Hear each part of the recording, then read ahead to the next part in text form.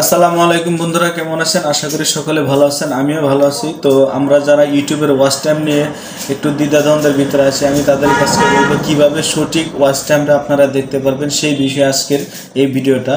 তো যারা আমার মতন নতুন ইউটিউব চ্যানেল খুলেছেন তারা সঠিক ওয়াচ টাইমটা দেখতে পারতেছেন না, তো সঠিক ওয়াচ টাইমটা কীভাবে দেখবেন সেই বিষয়ে আজকের আলোচনা।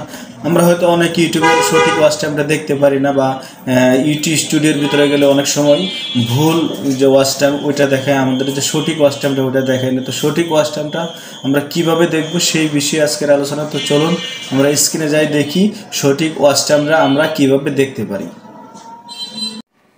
তো চলে আসলাম আমরা মোবাইলের স্ক্রিনে। তো মোবাইলের স্ক্রিনে আমরা প্রথমে আমাদের নেট কানেকশনটা রাখতে হবে। তো নেট কানেকশন ছাড়া এটা আসলে দেখা যাবে না।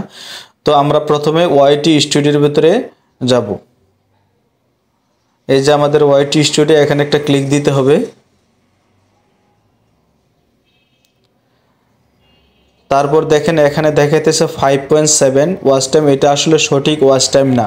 তো আমরা সঠিক ওয়াচ টাইমটা দেখতে হলে ওয়াচ টাইমের ভিতরে একটা ক্লিক দিবেন। তারপর এখানে দেখাইতেছে লাস্ট 28 ডে, লাস্ট 28 ডে যে জায়গায় আছে ওই জায়গায় আপনারা একটা ক্লিক দিবেন।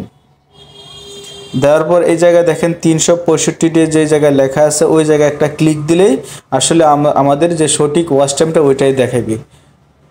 তো এখানে একটা ক্লিক দিলাম, একটু ওয়েট করবেন। দেখেন এখন দেখাতেছে 9.6, আসলে 9.6 ওইটাই আমার সঠিক ওয়াচ টাইম। তো এইভাবে যারা নতুন আছেন, নতুন ইউটিউবার ওয়াচ টাইম দেখতে পারতেছে না, তো এইভাবে ওয়াইটি স্টুডিওর মাধ্যমে আপনারা ইউটিউবের সঠিক ওয়াচ টাইমটা দেখবেন।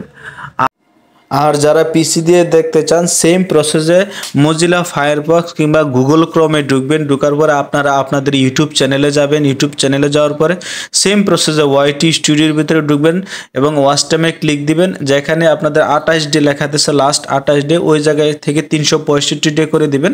তারপরে আপনারা আপনাদের সঠিক ওয়াচ টাইমটা দেখতে পারবেন। তো সবাই ভালো থাকবেন। আসসালামু আলাইকুম।